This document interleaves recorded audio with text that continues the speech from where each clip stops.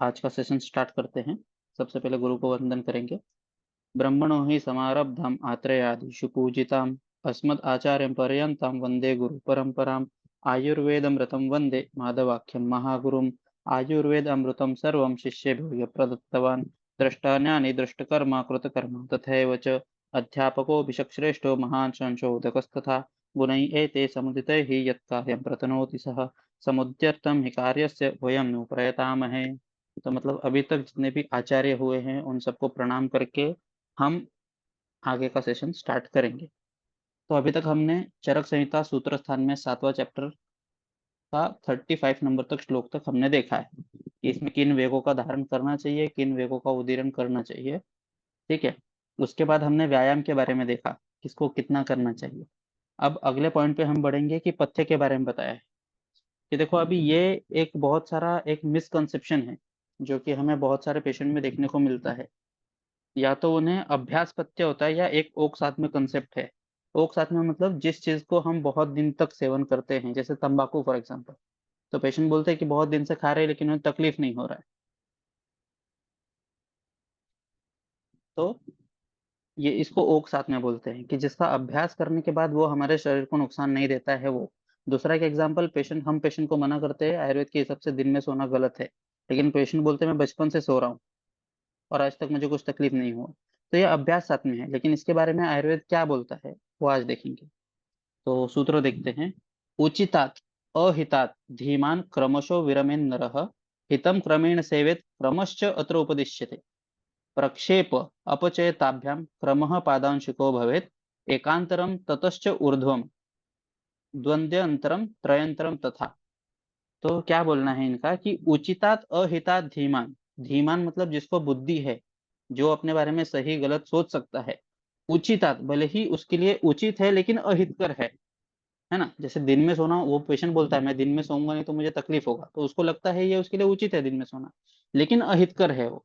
तो क्रमशो विरमेन नरः, लेकिन इसको क्रम से, आज हमने पेशेंट को बोल दिया कि कल से सोना बंद कर दो, तो ऐसा नहीं करना। क्रमशो धीरे धीरे, विरमेन मतलब आदत छुड़ानी है, नर नर मतलब इंसान जो भी है। हितम क्रमेण सेवित, और जो क्रम है, जो हितकर है उसको क्रम से सेवन करना है। क्रमश्च अत्र उपदिश्यते, तो क्रम का इंपॉर्टेंस है, इसको पादांशिक क्रम से बोला गया है। प्रक्षेप अपचय ताभ्याम क्रमः पादांशिको भवेत्। पादांशिको मतलब वन फोर्थ वन फोर्थ, धीरे धीरे बढ़ाना है एक पाद से। जो भी अहितकर है उसको धीरे धीरे करके छोड़ना है, और जो हितकर है जो सही है उसको सही सही चीज को धीरे धीरे हैबिट उसका लगाना है। तो अब हितकर जो आयुर्वेद की परिभाषा है, हिता हितम सुखम दुखम, तो कुछ चीजें हितकर होती है, कुछ चीजें सुखकर होती है ना।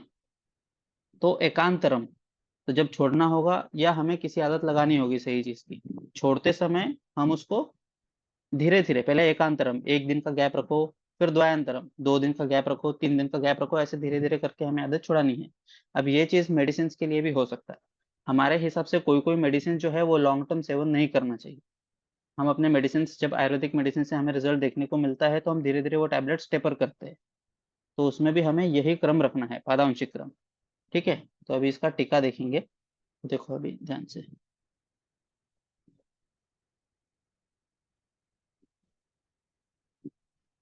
हितस्य सेवम अहितस्य परित्याग कर्तव्य इति पूर्वम उक्तम। हितस्य सेवनम, जो हितकर है भले ही वो अच्छा नहीं लगेगा तो उसका हमें सेवन करना है। अहितस्य परित्याग, लेकिन जो अहितकर है उसका त्याग करना ही चाहिए। कर्तव्य इति पूर्वम उक्तः। तच्च हितम सेवनम अहित परिवर्जनम चक्रमेण क्रियमाण क्रियमाणम अक्रमाचरित व्यायामादिवित।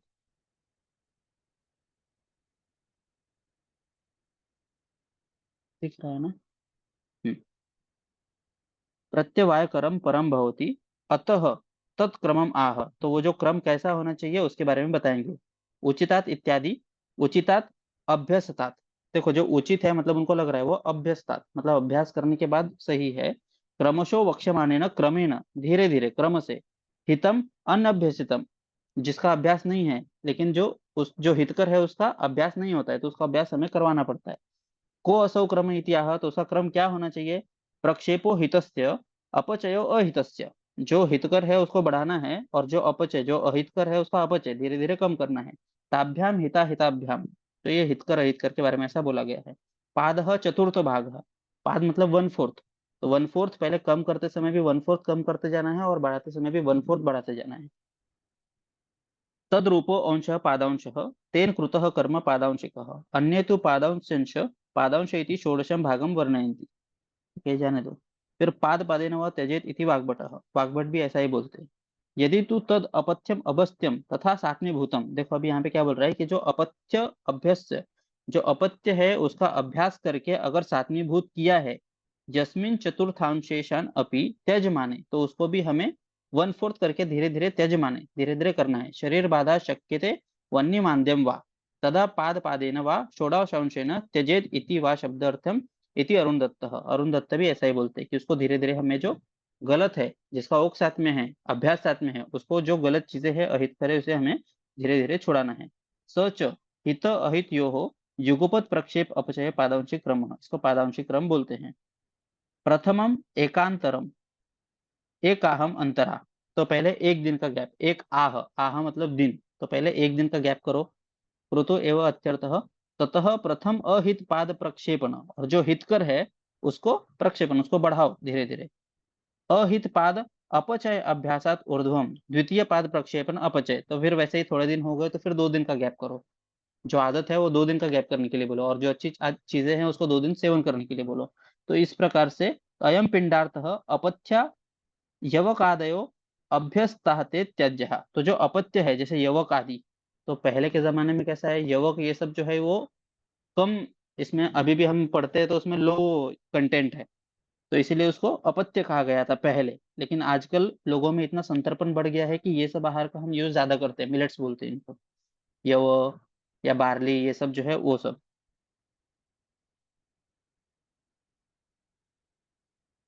अपत्य अन्यभ्यस्ते सेव्य, फिर उसके बाद रक्तशाल्याद्य, जो रक्तशाली है, जो पथ्यकर आहार है, पथ्या अन्यभ्यस्ते सेव्य, तो जिसको इसका अभ्यास नहीं है उनको सेवन करना है, क्रम से सेवन करना है। तत्र प्रथम दिने यवक पादत्रयम रक्तशालिनाम एक पाद, फिर धीरे धीरे कैसे करना है उसके बारे में है पूरा टीका, तो इतना डीप में हम नहीं जाएंगे, बहुत बड़ा है। अगले श्लोक पे जाते हैं। अगला श्लोक है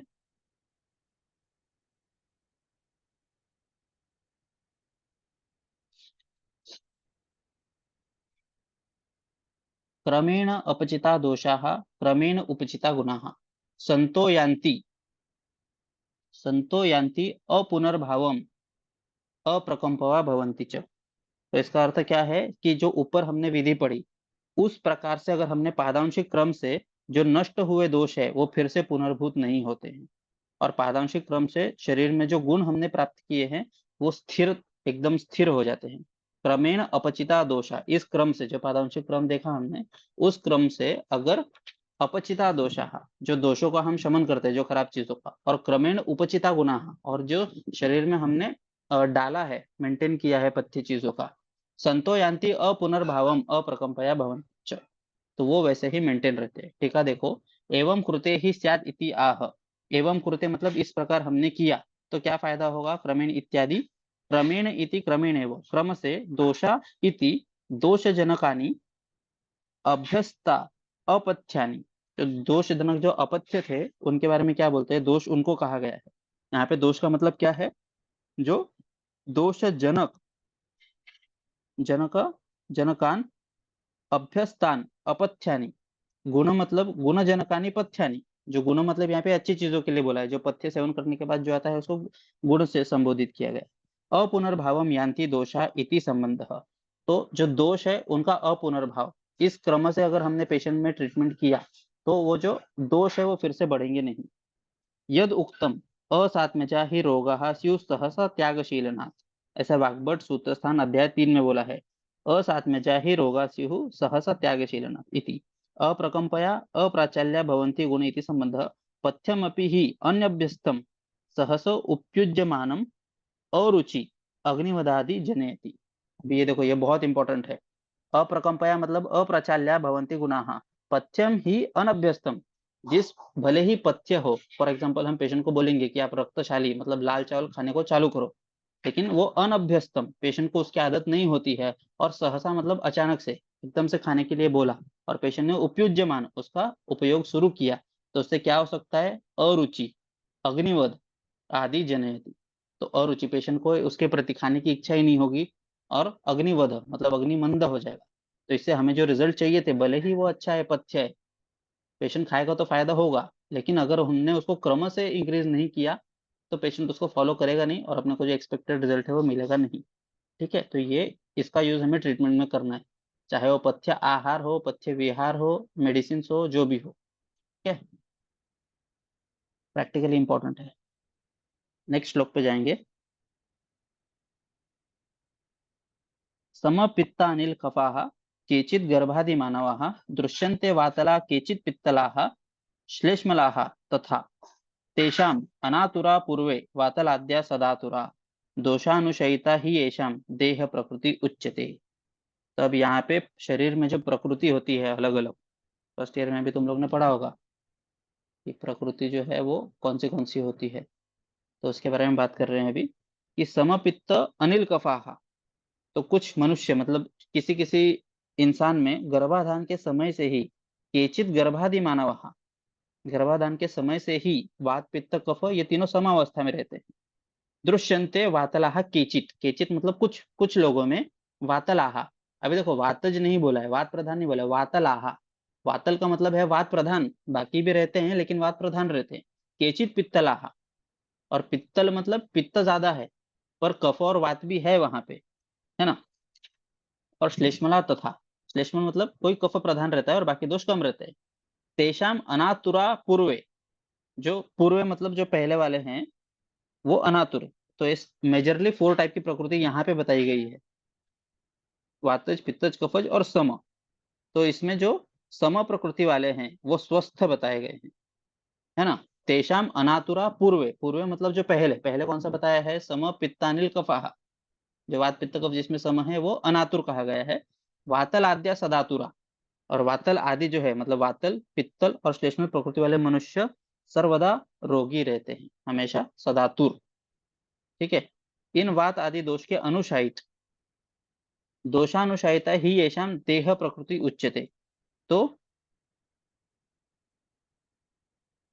इसी को प्रकृति कहा जाता है, मतलब गर्भ के गर्भाधान जब प्रेगनेंसी रहती है, शुक्र शोणित का जब संयोग होता है, तो उस समय दोषों की जो अवस्था होती है उस हिसाब से उस मनुष्य का प्रकृति हमें मतलब फिक्स होता है।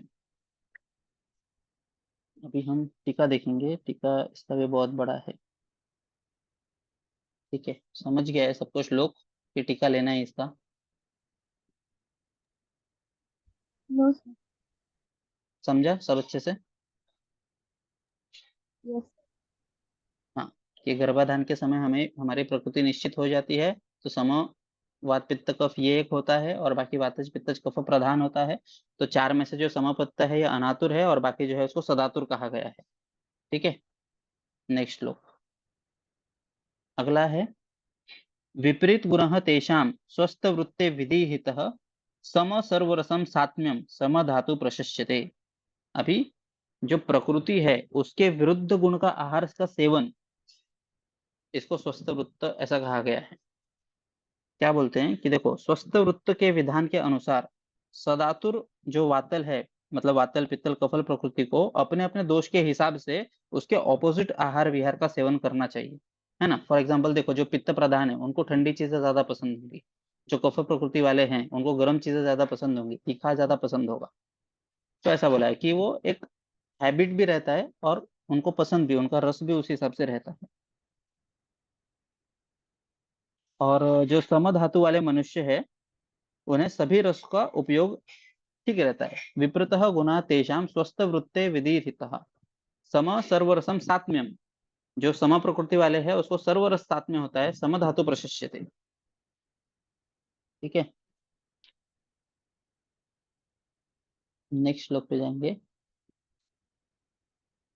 अभी क्या बोलते हैं? अभी द्वे अध सप्त शिरसि खानि स्वेद मुखानि च मलायनानि बाध्यन्ते दुष्टे मात्राधि कैर्मलैः मलवृद्धिं गुरुतया लाघवान् मलसंगयम् मलायनानां बुध्येत संगो उत्सर्ग अतीव च।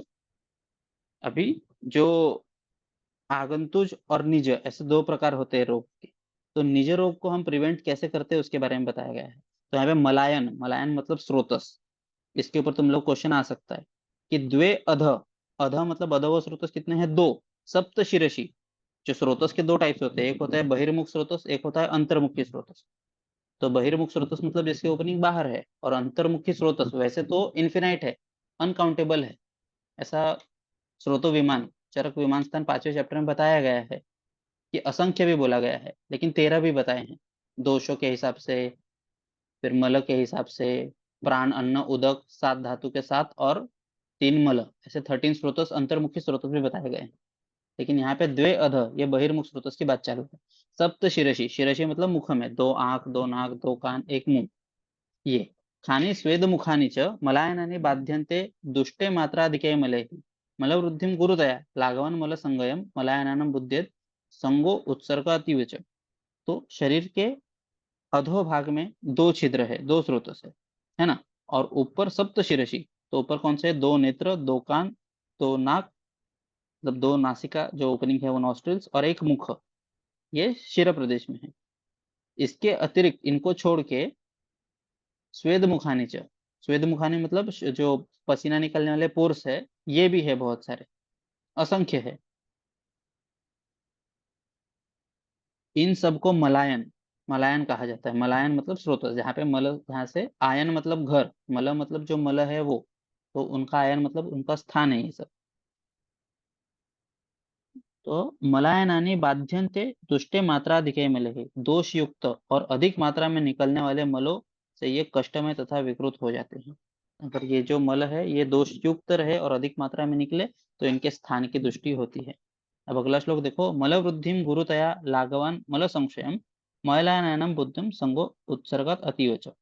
तो मल मार्गों में भारीपन, जो मल मार्ग है वहां पे गौरव होना, गुरुता होना, मल का अति मात्रा में बाहर निकलने से, मल की वृद्धि और मल मार्ग में हल्कापन होने से तथा मल का संग होने से मल का क्षय जानना चाहिए। तो मल वृद्धि के क्या लक्षण हैं और मल क्षय के क्या लक्षण है उसके बारे में यहाँ पे एक्सप्लेन किया है। नेक्स्ट श्लोक, तान दोष लिंगे आदिश्य व्याधीन साध्यन उपाचरेत व्याधि हेतु प्रतिद्वंद्वै मात्रा काल विचारय। अभी दोष की वृद्धि और क्षय ये जानने के बाद ही हमें चिकित्सा करनी है। तान मतलब ऊपर जो देखा हमने वो तान दोष लिंग है। दोष कौन सा है? लिंग मतलब लक्षण, आदिर्शम, लक्षण और दोष ये देख के व्याधीन साध्यन उपाचरे, जो साध्य व्याधि है। अभी व्याधि में भी 2 टाइप से, बहुत सारे डिवीजन है, जैसे नीज और आगंतुज देखा हमने, वैसे ही साध्य असाध्य ऐसे भी 2 क्लासिफिकेशन है व्याधि के लिए। कोई भी पेशेंट आता है, मैं हर चीज ठीक कर सकता हूँ, हर चीज ठीक कर दूंगा, ऐसा नहीं, कहीं कहीं पे हमें लिमिटेशंस रहते हैं। ये साध्य है, असाध्य है। अभी 9वें चैप्टर में जब तुम जाओगे, चरक सूत्र 9 कुड्डाक चतुष्पाद, तो वहां पे बोला है साध्या साध्य विचार, जो रोग लेके पेशेंट आया है वो साध्य है या असाध्य है, इसका विचार करके साध्यान उपाचरित, यहाँ पे बोला है जो साध्य है उसका उपाचरण, उसकी चिकित्सा करनी है। व्याधि हेतु प्रतिद्वंद्व, जो व्याधि का हेतु है उसके अपोजिट, प्रतिद्वंद्व मतलब अपोजिट, मात्रा कालो विचारयन, और चिकित्सा करते समय हमेशा मात्रा, मात्रा ये दोष की हो सकती है, मेडिसिन की हो सकती है, और काल, पेशेंट का काल क्या है, मतलब वो वृद्ध भी हो सकता है, बाल भी हो सकता है, मध्यम काल में भी हो सकता है, या तो सीजन, हमें उष्ण ऋतु में जैसे ग्रीष्म में, शरद में हमें गर्म मेडिसिन नहीं देना चाहिए। तो ये सब इस हिसाब से, आशा वरिष्ठ ये सब उष्ण रहते हैं तो उसका यूज पित्त प्रकृति में नहीं देना चाहिए। तो ये मात्रा और काल, ये बहुत सारे फैक्टर्स है इसके, उसके हिसाब से हमें इनका विचार करके मेडिसिन हमें देना चाहिए। तो मलवृद्धि या मलक्षय से उत्पन्न हुए रोग, तान दोष लिंगे आदिश्यम व्याधीन साध्यन उपाचरित, ऐसा बोला है। तो मलवृद्धि और मलक्षय हमने देखा, उनसे उत्पन्न जो रोग होते हैं उनमें लक्षण को अच्छे से देखकर रोग साध्य है तो उसके कारण के विपरीत, मतलब व्याधि हेतु प्रतिद्वंद, जो उसका हेतु है उसके अपोजिट विपरीत औषध, आहार जो भी हम यूज करेंगे उसका मात्रा और काल विचार करके हमें चिकित्सा करना चाहिए। समझा?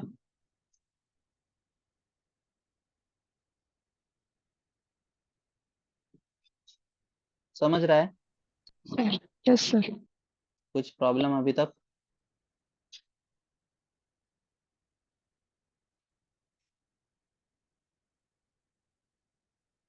कुछ डाउट है किसी को अभी तक?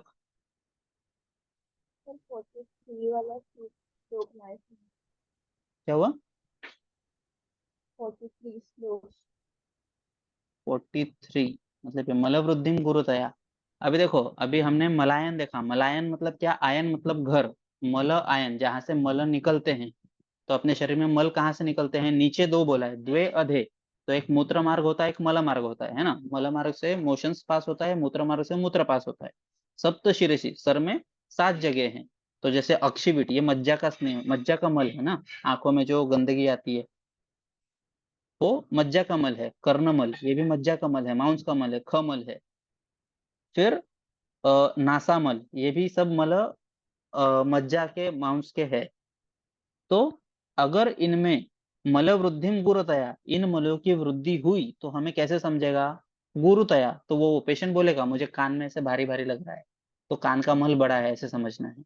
लाघवान मल संक्षयम, और पेशेंट बोलेगा मुझे कान में कुछ है ही नहीं, ऐसे लग रहा है, तो वहां का जो मल है वो प्राकृत थोड़ा रहना चाहिए। तो वो भी नहीं रहेगा तो मल ये दिखेगा लाघवान। तो इससे से हमें समझना चाहिए मल वृद्धि गुरुतया। अगर मल की वृद्धि हुई तो गुरुतया, वहां पे गौरव वगैरह लक्षण दिखेंगे, है ना। तो मलायनानाम बुद्धेत, बुद्धेत मतलब समझना चाहिए। संग है उत्सर्ग अतिवच। समझा अभी? यस। हाँ, ठीक है। तो अभी यहाँ तक देखा हमने। अगला, ये लक्षण के हिसाब से कैसे चिकित्सा करना है उनका, वो देखा कि व्याधि हेतु प्रतिद्वंद, उसके अपोजिट चिकित्सा करना है, हेतु के अपोजिट। अब अगला वाला जो है यहाँ से हम कर लेंगे 45 नंबर श्लोक से, कि स्वस्थ वृत्त, अभी इसके बारे में आया है। विषमम, विषम स्वस्थ वृत्तानाम एते रोगा तथा अपरे जायन्ते अनातुर, तस्मात् स्वस्थ वृत्त परो भवेत्। कि जो मनुष्य मतलब स्वस्थ वृत्तों के नियमों के अनुसार जो फॉलो करता है उनको, और जो कभी फॉलो भी नहीं करता है, तो इसमें कौन से रोग हो सकते हैं या कौन से रोग नहीं हो सकते हैं। तो उसके लिए कुछ स्वस्थ वृत्त के नियम हैं, उसके बारे में आगे हम पढ़ेंगे सर। ठीक है। अथर्व, क्या क्या समझा फिर आज?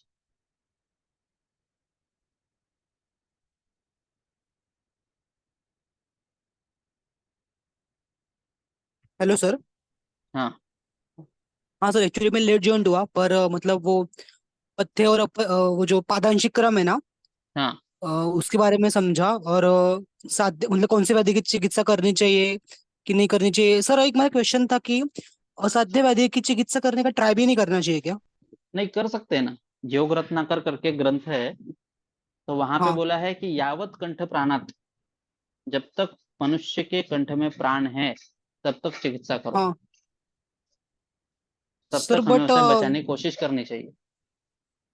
वो पहले अध्याय में तो चरक संहिता के लिखा है कि मतलब ऐसा ट्राई भी नहीं करना चाहिए मतलब। हाँ, नहीं नहीं नहीं, मतलब साध्य साध्य विचार है नहीं, ऐसा बोला है कि तुम साध्य असाध्य है विचार करो। उसके बाद पेशेंट को समझाओ, पेशेंट के रिलेटिव्स को बताओ कि देखो भाई ऐसी ऐसी अवस्था है, तो इसमें हम गारंटी नहीं दे सकते पर हम कोशिश जरूर करेंगे। समझा? Okay sir.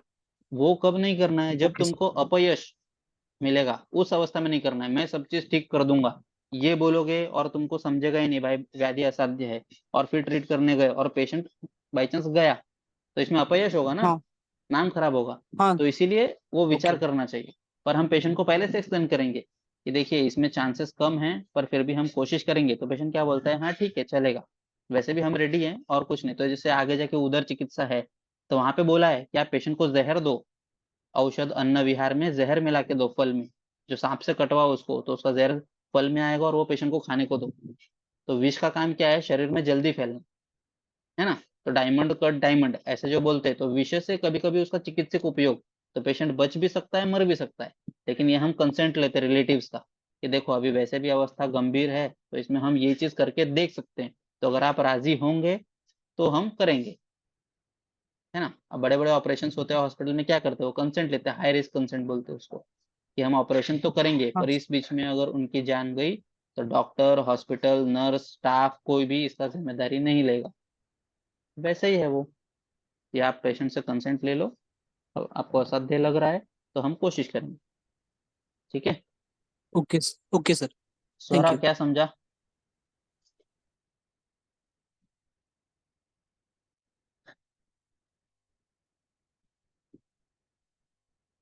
स्वरा,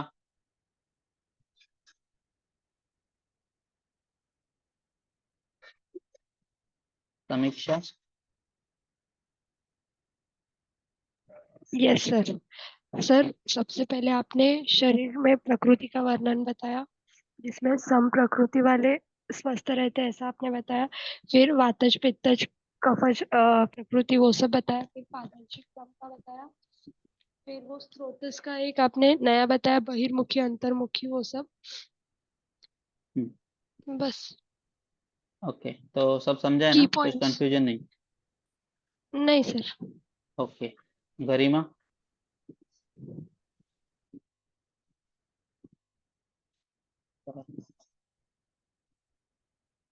ओके, गरिमा,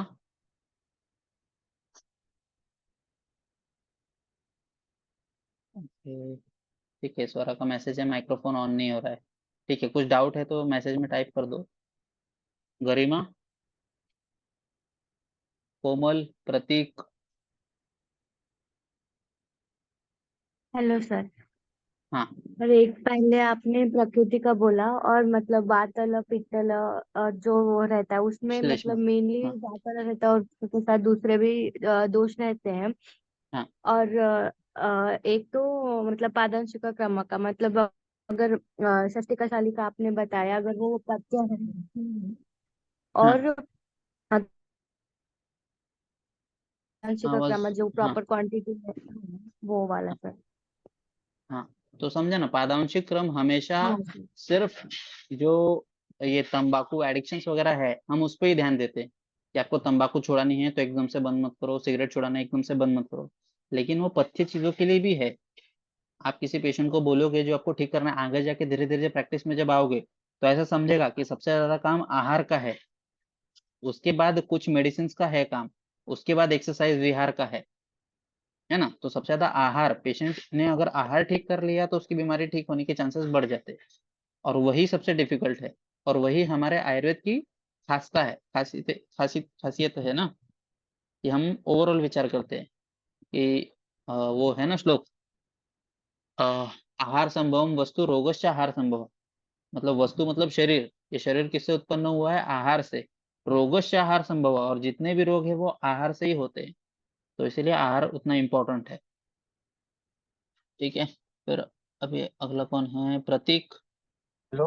हाँ सर। हाँ प्रतीक, सर हाँ, मैंने वो जरा लेट ज्वाइन किया था तो पथ्य परिवर्तन तो नहीं आया, पर आपने जो प्रकृति के बारे में बताया था कि गर्भ में मतलब जब गर्भ में हाँ, आते हैं तभी हमें 4 प्रकार की प्रकृति उस टाइम से ही होती है, उसके बाद हाँ, हमें प्रकृति के विरुद्ध आहार लेना चाहिए, मतलब जिसकी पित्त प्रकृति है उसे ठंडा खाना चाहिए, कफ है उसको जरा तीखा खाना चाहिए। उसके बाद हाँ, आपने मलायन के बारे में बताया था, मतलब ऊपर ऊपर 7 ये होते हैं क्या स्रोतस, नीचे 2 होते हैं, फिर मलवृद्धि मलक्षय के लक्षण, उसके बाद इतना ही। तो एक बार वो पथ्य परिवर्तन आप शॉर्ट में बताएंगे क्या प्लीज?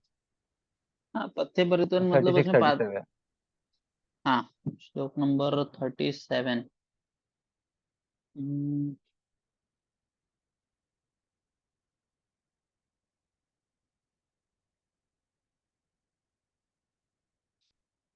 37, प्रक्षेप अपचय ताभ्याम क्रम पादांशुको भवेत एकांतरम ततस्य ऊर्ध्वम द्वद्यंतरम प्रयंतरम तथा, ये वाला ना। हाँ सर। हाँ, तो यहाँ पे प्रक्षेप अपचय, प्रक्षेप मतलब बढ़ाना, अपचय मतलब कम करना, ताभ्याम, ताभ्याम मतलब जो हमने पथ्य अपथ्य देखा वो, क्रमः पादांशुको भवेत, क्रम से, पादांशिक क्रम से उसको करना है। या बढ़ाना है तो भी पादांशिक क्रम से, कम करना है तो भी पादांशिक क्रम से।